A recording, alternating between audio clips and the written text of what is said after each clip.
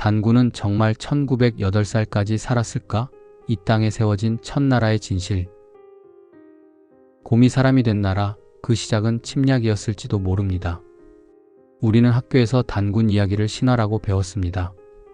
하지만 정작 이 이야기가 어디에, 언제 처음 기록되었는지 아는 사람은 많지 않습니다. 놀랍게도 단군에 관한 가장 오래된 기록은 고조선이 망하고 나서 무려 1400년 가까이 지난 뒤에야 쓰였습니다. 바로 고려 충렬왕 때의 승려 이련이 1281년 무렵부터 엮은 삼국유사입니다. 비슷한 시기인 1287년 이승휴가 지은 제왕운기에도 같은 이야기가 실려 있습니다. 두 책 모두 고려가 몽골의 침입을 받아 나라의 존립 자체가 흔들리던 시기에 쓰였다는 점은 의미심장합니다. 민족의 뿌리를 다시 세워야 했던 그 절박한 시대에 단군의 이야기가 문헌으로 정리되었다는 사실을 우리는 곱씹어볼 필요가 있습니다. 이야기는 하늘나라 임금 환인의 아들 환웅에서 시작됩니다. 환웅은 인간 세상에 눈독을 들였습니다. 아버지 환인은 아들의 뜻을 알아채고 이렇게 말합니다. 너의 뜻대로 인간 세상에 내려가 널리 이롭게 하라. 환웅은 무리 3000명을 이끌고 태백산 신단수 아래로 내려왔습니다.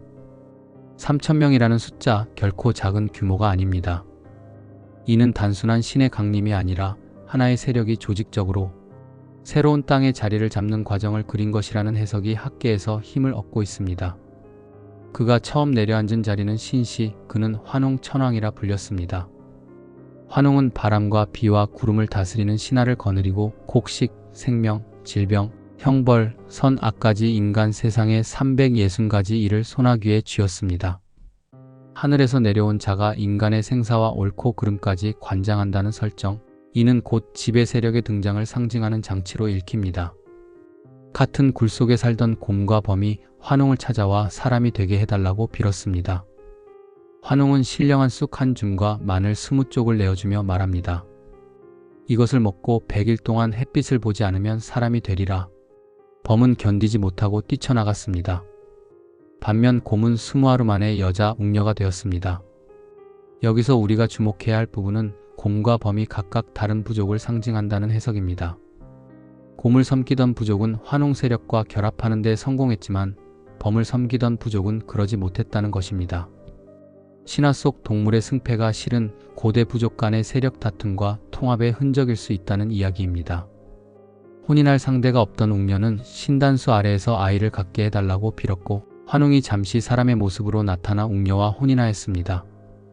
이 둘 사이에서 태어난 이가 바로 단군 왕검, 하늘 세력과 토착 세력의 결합이 낳은 존재였습니다. 단군은 평양성의 도읍을 정하고 나라 이름을 조선이라 하였습니다. 이후 아사달로 다시 장단경으로 도읍을 옮겼고 훗날 아사달로 돌아와 산신이 되었다고 전합니다. 이때 나이가 무려 1908세였다고 기록은 전합니다. 한 사람이 1000년 넘게 살았다는 이야기를 고지곳대로 믿을 사람은 없습니다. 다만 이 숫자는 한 개인의 수명이 아니라 단군이라는 왕호를 이어받은 여러 대의 통치가 누적된 기간으로 보는 해석이 유력합니다. 즉 단군은 한 사람의 이름이 아니라 제사장이자 지배자를 뜻하는 칭호였을 가능성이 크다는 것입니다.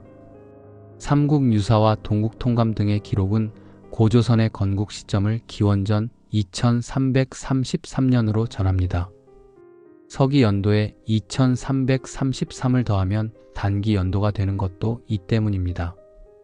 그러나 이 연대는 후대에 정리된 문헌 기록에 근거한 것으로 실제 청동기 문화가 한반도와 만주 일대에서 형성된 고고학적 시기와는 차이가 있을 수 있다는 점, 냉정하게 짚고 넘어가야 할 대목입니다. 홍익인간, 널리 인간을 이롭게 한다는 이 정신을 내세운 단군은 강화도 만이산 꼭대기에 제단을 쌓고 하늘에 제사를 지냈습니다. 나라의 번영과 백성의 안녕을 빌기 위함이었습니다. 이 제단이 지금의 참성단이며 놀랍게도 오늘날까지 전국체육대회 성화가 바로 이곳에서 체화됩니다. 수천 년 전 제사터의 불씨가 지금 이 순간에도 이어지고 있는 셈입니다. 고조선은 사방으로 세력을 넓히며 번영했고 사회 질서를 위한 이른바 팔조법을 두었습니다. 그러나 전해지는 것은 8조목 중 단 3조목뿐입니다.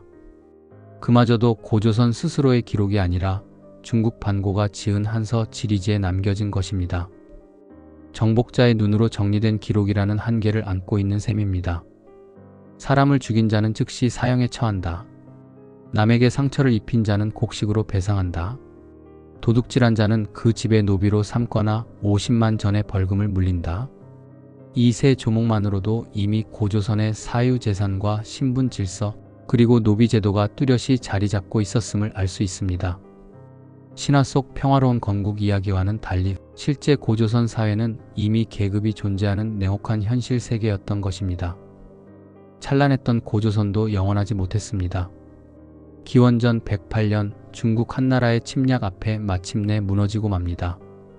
마지막 왕이었던 우고왕은 한무제가 보낸 대군에 맞서 완강히 버텼지만 지배층 내부의 분열과 오랜 전쟁의 피로 속에 왕검성은 결국 함락되고 말았습니다.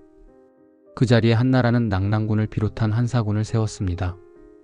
하늘에서 내려온 신화로 시작한 나라가 결국 사람의 배신과 외세의 칼 앞에 막을 내린 것입니다. 그럼에도 홍익인간의 정신과 단군의 이야기는 사라지지 않았습니다. 나라는 망했지만 이야기는 살아남아 오늘날까지 이 땅에 사는 우리를 하나로 묶어주는 뿌리로 남아 있습니다.